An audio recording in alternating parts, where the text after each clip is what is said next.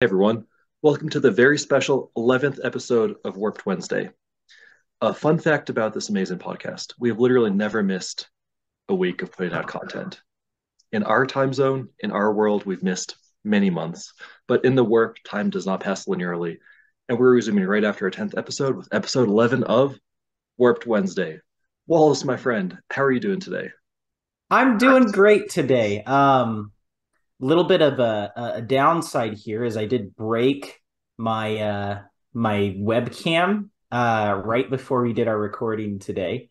So like the little stand that it was on is broken. So now I'm just holding it in my hand. So if you ever see my head just floating around Floating like this, around that's why. Warped Wednesday, it's what we do. Ooh. Or if I Okay. just ever become clouds, you know what's up. Has gone to the warp. He'll be back shortly. um, I'm over but here. other than Walls, that, I'm having an amazing day, by the way. Ask me why I'm having an amazing day. tell me about your amazing day, buddy. Because I get to talk to Walls about chaos and have fun together. This is going to be a great Yay! episode, everyone. And we're super happy to have you here with us today. Um, Walls, do you want to go ahead and share a little bit of, administrative news before we get started? Yeah, so the big exciting excitement news is after many months of contract dispute and possible litigation, we finally at Wallace Hobbies Incorporated been able to enact our merger with our Warphammer branch of YouTube. So starting probably, I don't know, like tomorrow, we will begin a transition from a lot of the content over on the Warphammer channel to the Wallace, currently named Wallace Hobbies channel, which itself will be rebranded as the Warphammer channel. If you're following at home.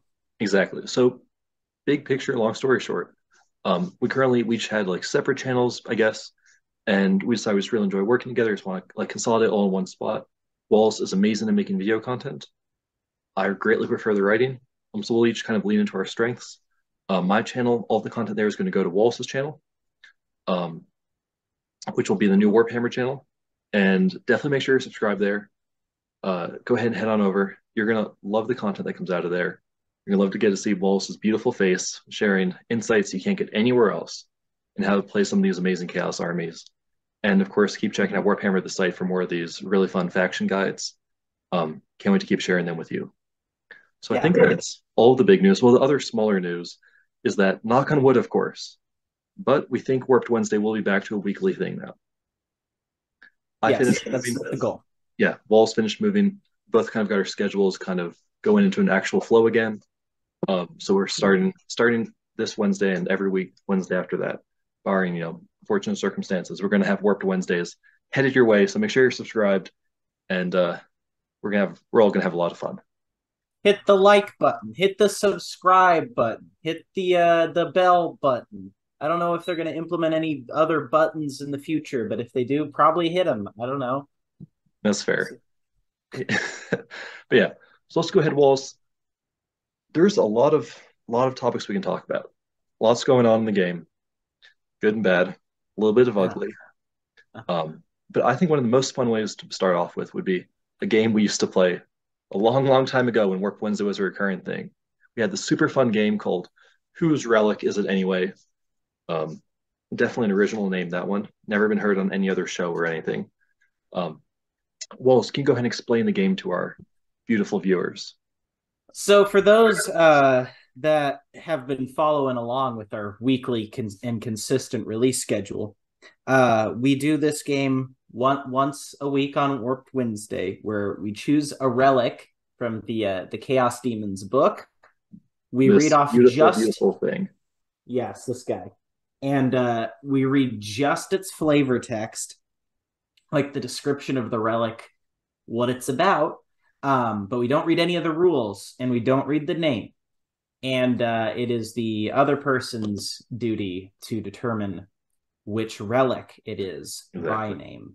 Now, So some of you competitive players out there may not know this, but actually, outside of the rules, there's a lot of fun little flavor text and stories in this book, believe it or not. So we're going to have a little bit of fun with those before we dive more into the competitive side of playing Chaos.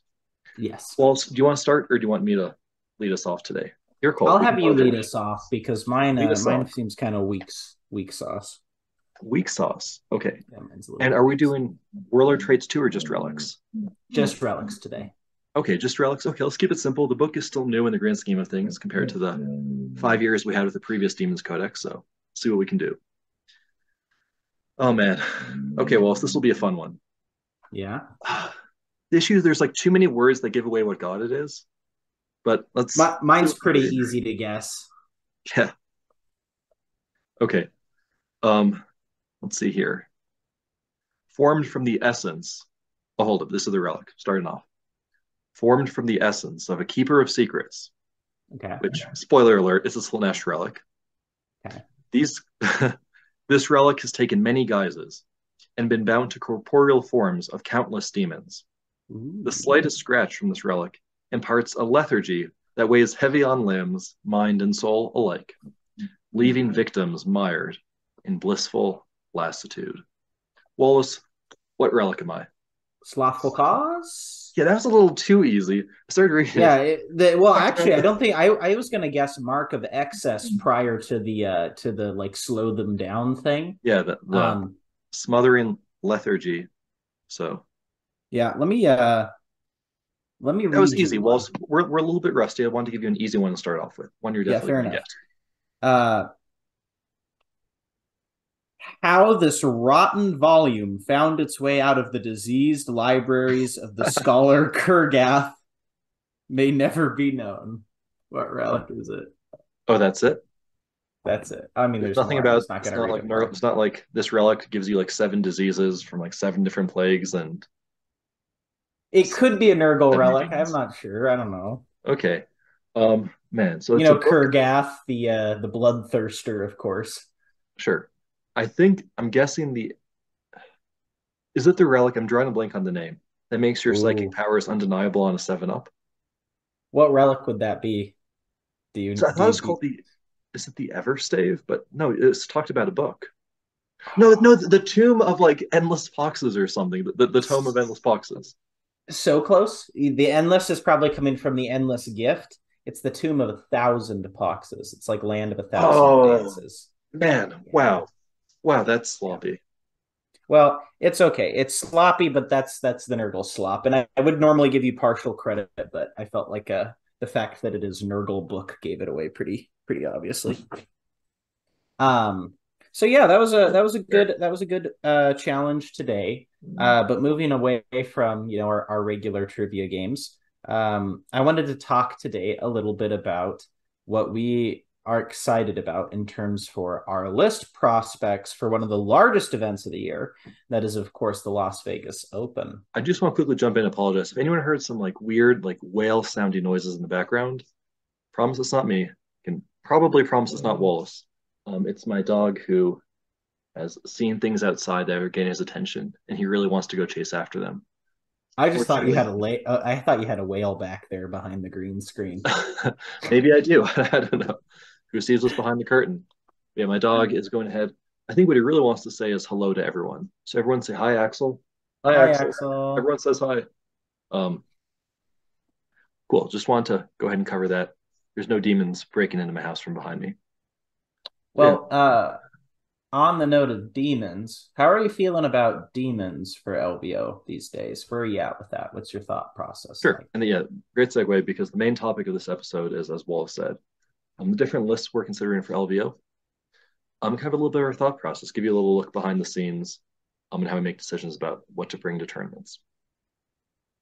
So, how do I feel about demons? Are we talking demons or are we talking the spicy disciples?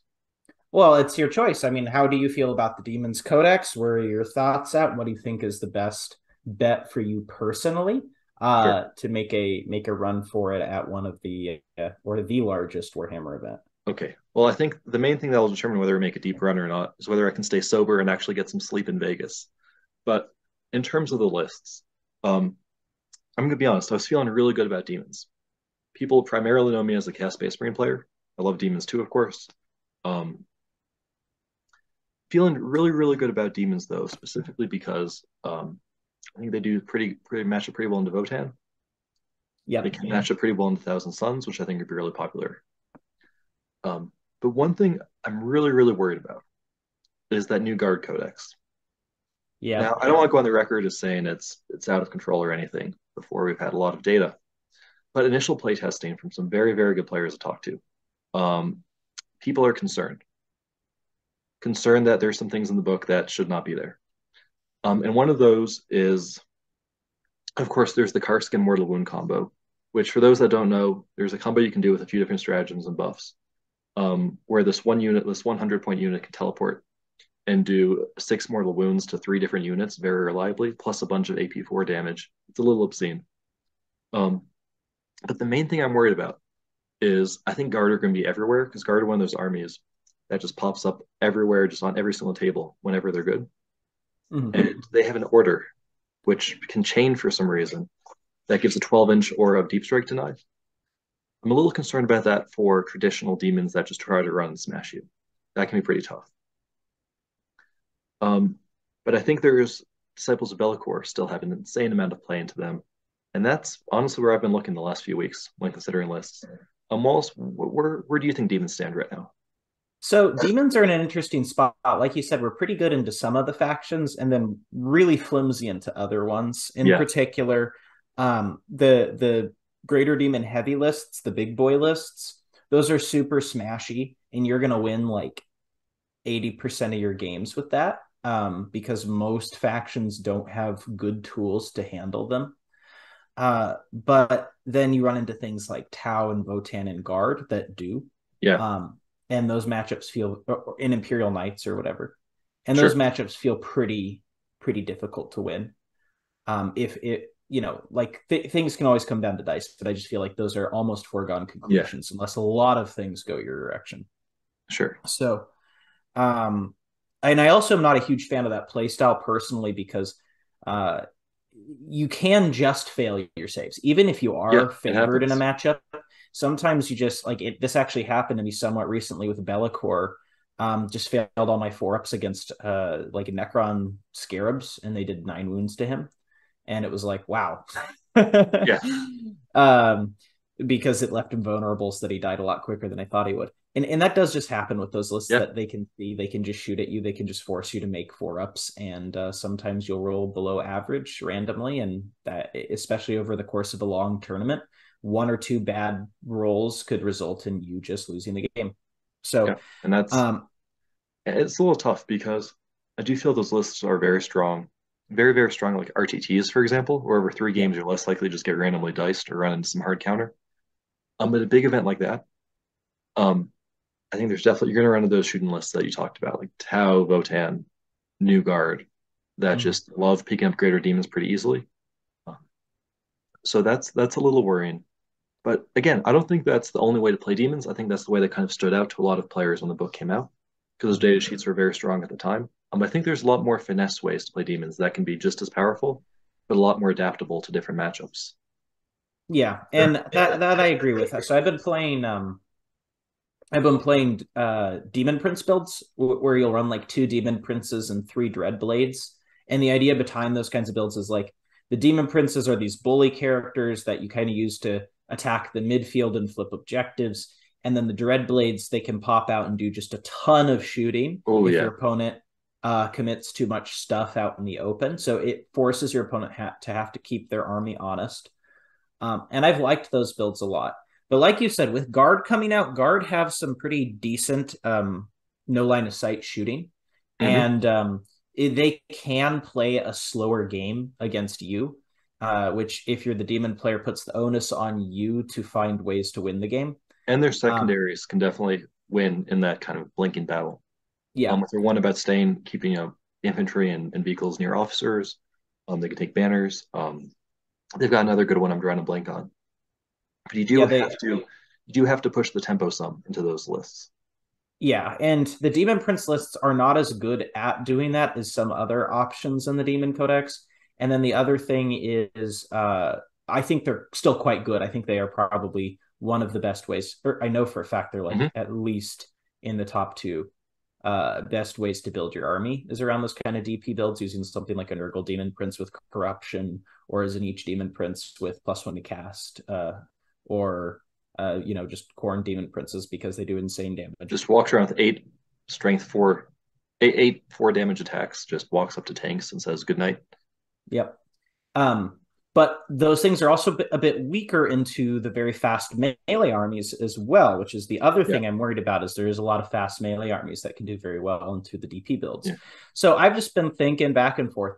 And so I actually went away from demons for a while with play testing and was trying out stuff like word bearers, since they have pretty good mortal wound defense and they have a really nice secondary game plan. Yeah, the Legion trait's amazing.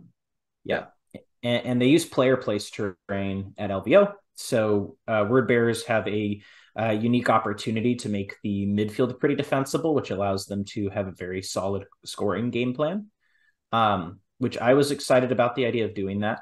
But I went away from word bearers. I went to Chaos Knights with kind of like a mixed demon patrol to help them with their secondaries and with screening. Mm-hmm. And I went with House Vextrix, which I thought, or Vectrix, which has something in like playtesting. Yeah, in playtesting, it's been pretty good because you can actually outshoot the guard lists pretty hard. The damage of those lists are, especially with units like Brigands and Executioners, actually gets a little bit obscene. Yeah, and you just have like 2 carnivores as like countercharge threats. And I've played it now into like a Goth pressure orc build. And an Astra Militarum player, and in both games I walked away with the W, which at minimum says it's playable, and I think it's strong. Yeah. And I think a list like that uses something like a Desecrator Knight and a bunch of Baby Knights. But again, it does get awkward if you're forced to put the pressure on your opponent, because you don't want to just leave out all your War Dogs out in the open. So yeah, again, I also think Tau is I think overall that list is very favored in a lot of the strong armies. I think Tau specifically, there's with their mobility combined with anti-vehicle damage. Again, you can do a lot of damage making, you can counterpunch them hard. But the issue is on your go turn, with drones and various stratagems, they can blunt your damage on like their like defensive go turn. And if you get a turn where you whiff as House Vectrix into Tau, the game just kind of ends a little bit. Yeah. So again, it's one of those things where no list can be good into everything. That's just not how 40k works. And sometimes you're just going to have to get a bad matchup and just outplay the opponent. But you're trying to make a very deep run, and the opponents are going to get increasingly better. You want a list that at least you feel has good tools into all the top armies. Right, and that's why I've pivoted now from my previous thinking, which is just hope I don't draw a particular matchup, to I want to find an army that loses the least hard, but has very good game plans into most of the top armies. Yeah. And that's why I have recently decided I'm going to start regularly practicing Disciples of Bellicor. Disciples are back, baby. You got Disciples are back, baby. Let's go. They never left. Don't call it a comeback. Disciples have been here for years. They've never left. Honestly, Disciples are in a fantastic spot. Mike, you were the one that showed me this, or at least like pointed this out to me. I was super depressed after Bellicor lost his Supreme Command bonus, where he unlocked all the different Warp Storm abilities for you.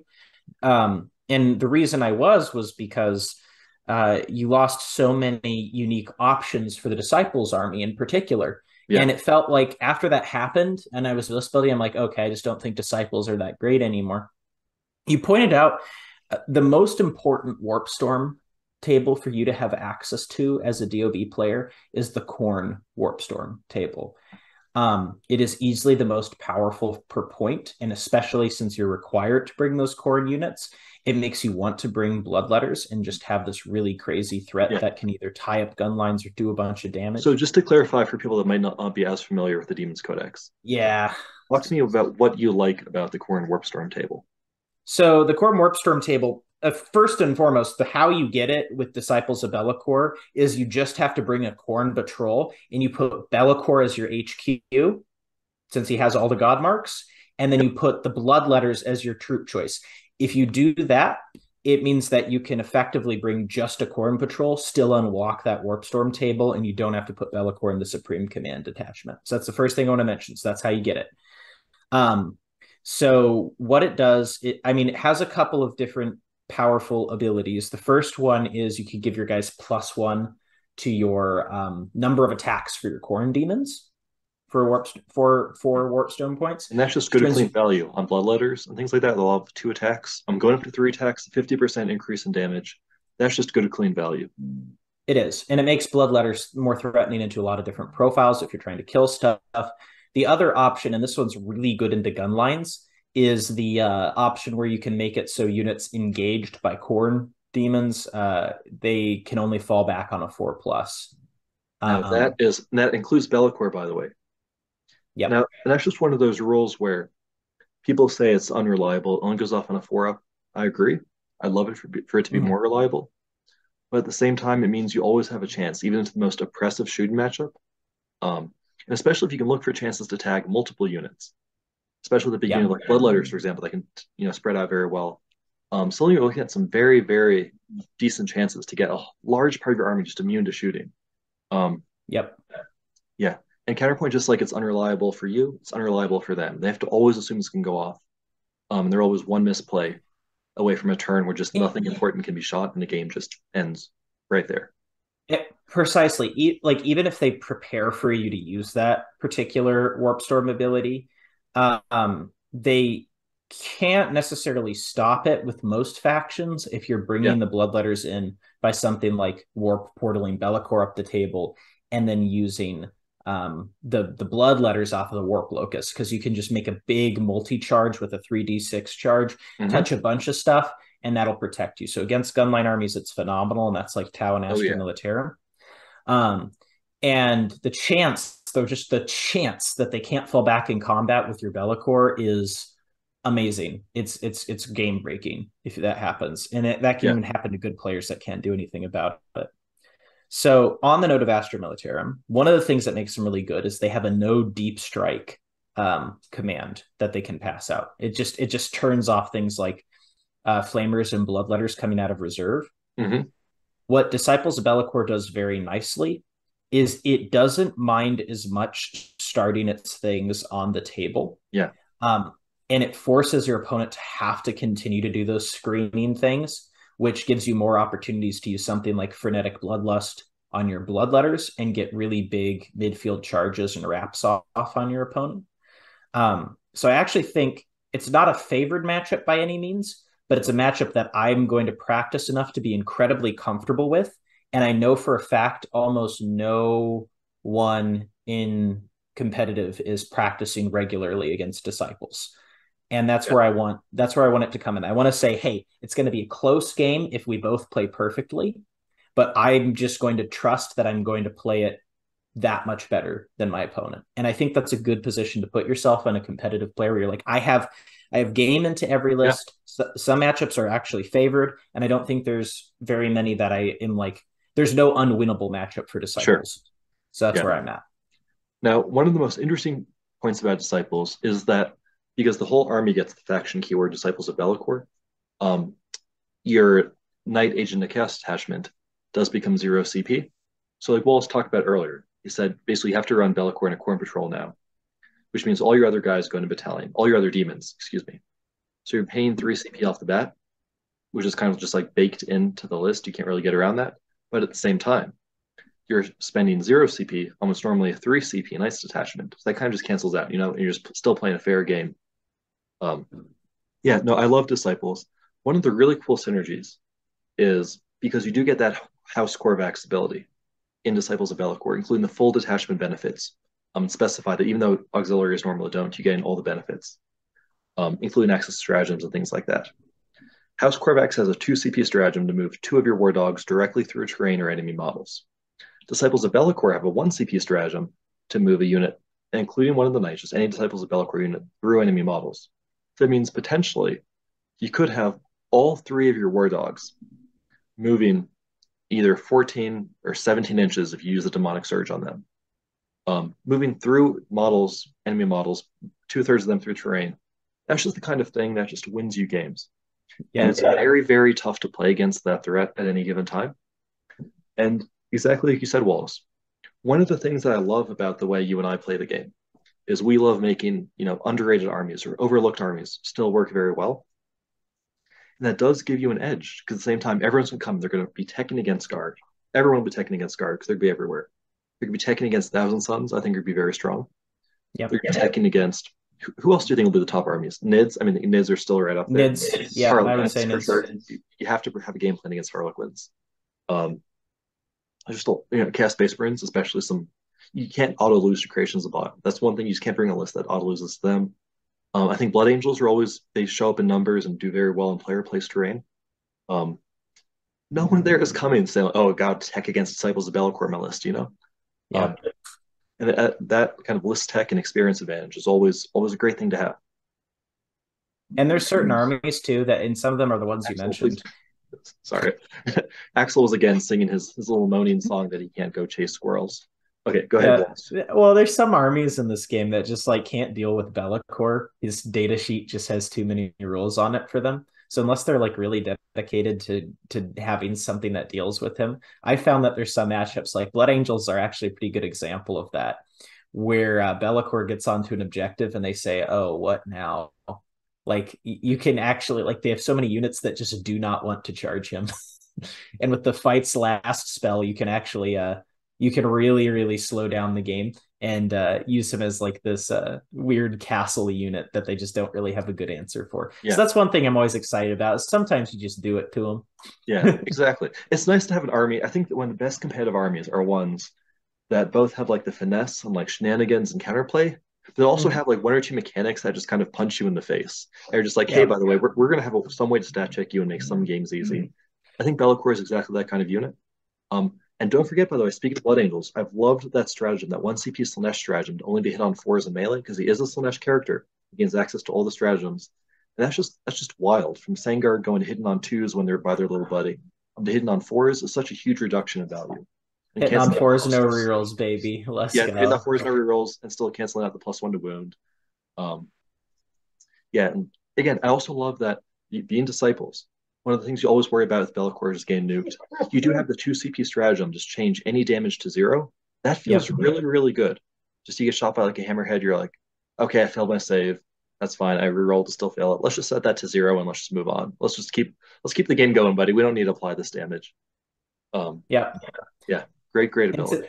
and since you really only need to pay for one detachment because the Corn Patrol is free and the Knights are Yeah. free, you really end up in this nice spot in the game where you have a lot of CP at the start of Oh, it for and you're sure. not blowing it on random things. So you do have the luxury of being able to reroll a Bellicor save or blink a Yeah, shot.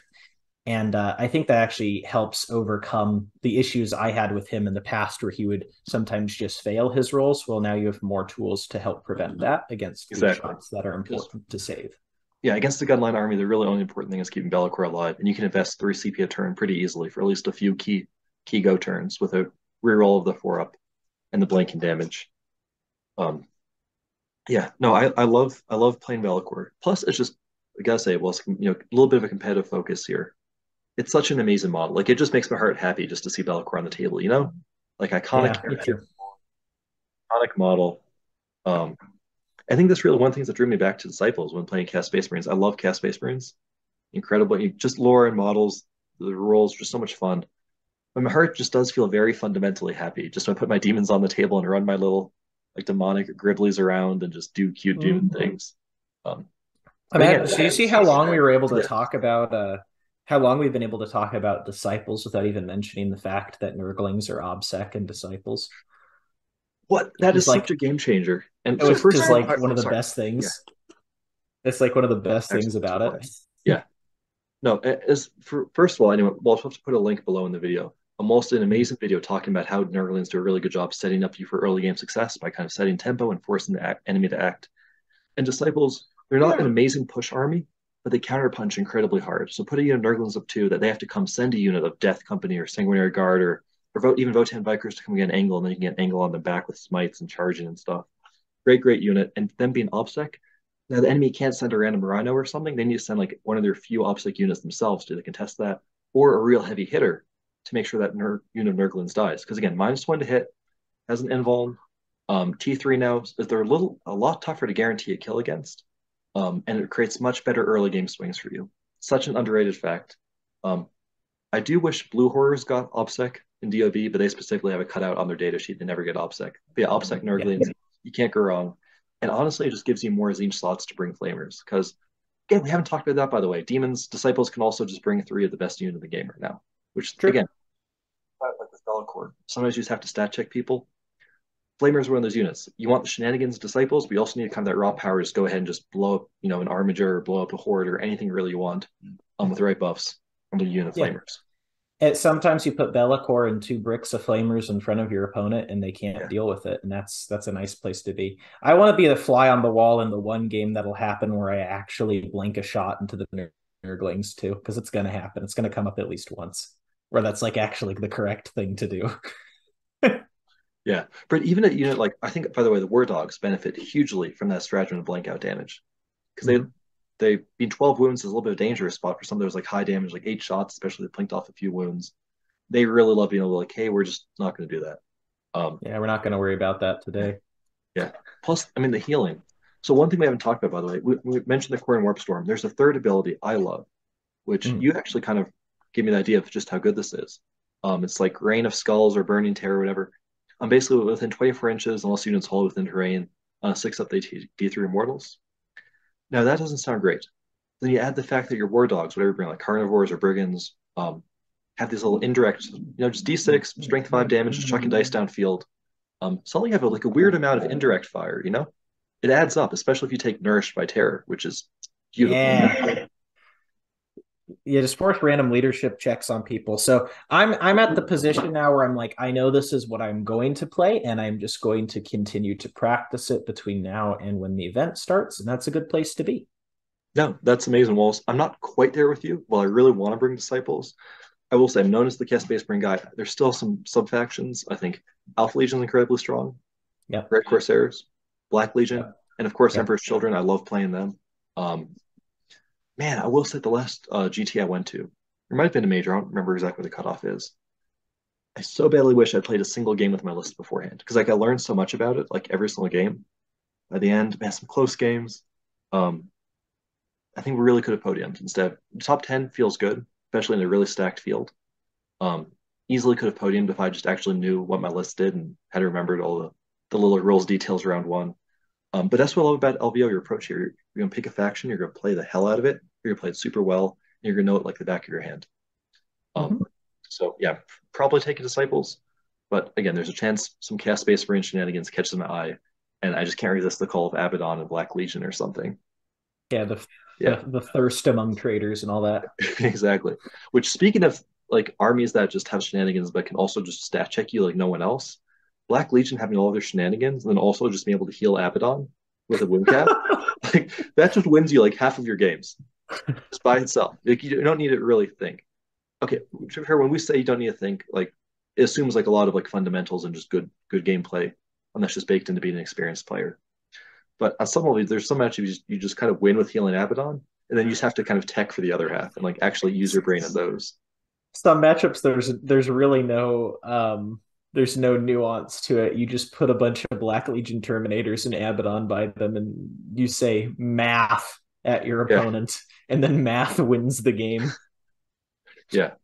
I will say, like, So speaking of Blood Angels, oh no, I'm really teching against Blood Angels because I've played a little bit with myself. I think they're super strong. They're definitely on my mind. And healing Abaddon just kind of walks right through them. it works like through most armies, Yeah, really. yeah. So I remember I was playing a practice game against them a couple of weeks ago with my Black Legion, and they have the Death Company that pre-game moves. They can basically guarantee a charge turn one pretty easily, unless you deploy super yeah. far back, which I hate doing. I just like put Abaddon on the line behind a building, and you can see him like he was like pre-measuring. He's like you can see he was like the gears turn in his head, like, oh yeah, I'm go ahead, I'm just gonna like kill Abaddon turn one. And then like before he pre-game moved, I was like, just a reminder, I can like heal Abaddon D3, and he can only take 3 damage a turn. And so the gears turn in his head. He's like, wait, how do I deal with that? And I was like, listen, man, that's a fantastic question. You should have gone for Chaos instead of playing Imperium. I don't know what to tell you, buddy. Death to False Emperor. So, on that note, I don't want to keep everyone here too long because it is just the first episode we've done in a while. Um, but I'm just want to say I'm super thankful for everyone that's stayed with Warhammer, been a huge fan, supported the site. Again, super thankful for all the patrons. Most important is people even like, subscribe, interact. Um, I will say our Discord community is absolutely amazing. Like Yes. honestly, like most of the time there, like I'm totally forgetting like I can like run if I want. I just kind of hang out there just as a commentator, just enjoying the community. The other mods are fantastic, but most importantly, just the positivity, the love for trying different things. The Warphammer community is incredible, and we're just excited to keep bringing you more content now that we're settled in and got our content creation hats back on. Yeah, now that we're actually doing the thing that we do. Yep. Doing doing the thing, healing Abaddon, making content, teleporting Healing LAKOR, Abaddon, all the things blinking we do, shots on nerdlings. playing in shots. Yeah, -1 to hit T3 Nurglings. Don't mess around with that. Um, Yep. yeah. Don't mess with it. So, well, so I think on that note, it's a great note to wrap up. I actually have a game I have to leave for only 20 minutes. It's going to be taken by Disciples of LAKOR. Mm. List version one out to a local. There's like an open store, like competitive gameplay night. Um, competitive has like different levels of meaning and experience to different players. But there's always a chance to get some good games there. And the community is a lot of fun. So I'm gonna go and grab a beer afterwards, whatever happens. And look forward to just grinding out some reps with my disciples. Sounds good. Much love to everybody. Sounds good. Much love for everyone, and we'll see you next Wednesday on the next Warped Wednesday. Warped Everyone. Wednesday. Yeah.